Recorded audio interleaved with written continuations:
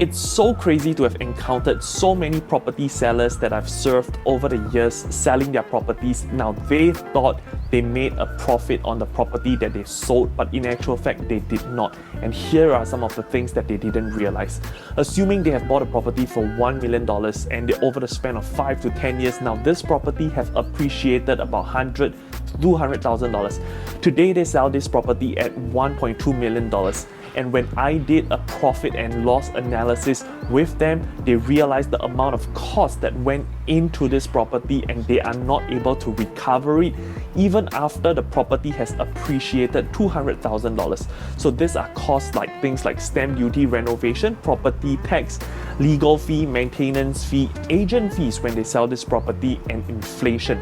So now they realize that even selling at 1.2 million, when they have bought it at $1 million, they are not able to recover the money that they've put into this property. Now, worse still, upon buying that $1 million property, they have put about 28% of their equity into this property because before they can buy this property, they need to put a down payment, they need to put a stamp duty.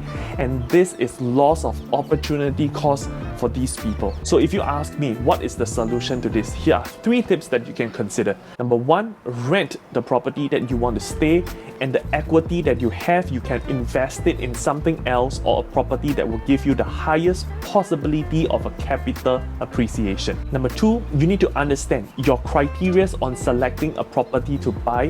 When you're very focused on your needs and your wants, you got to understand that this might not necessarily give you the highest demand down the road when you're about to sell this property. Number 3, you got to understand that if the value of your property doesn't appreciate alongside with inflation and the cost that you have put into this property is not an asset. So I do understand that buying a property is a very emotional process. You're spending so much money, you want to buy something that you're comfortable. At the end of the day, there is no right or wrong answers. It's just what you're willing to accept and pay to meet your emotional needs. So when you're searching for a property to buy by understanding this concept, it would definitely go a much longer way for you in mitigating the potential loss when you buy a property.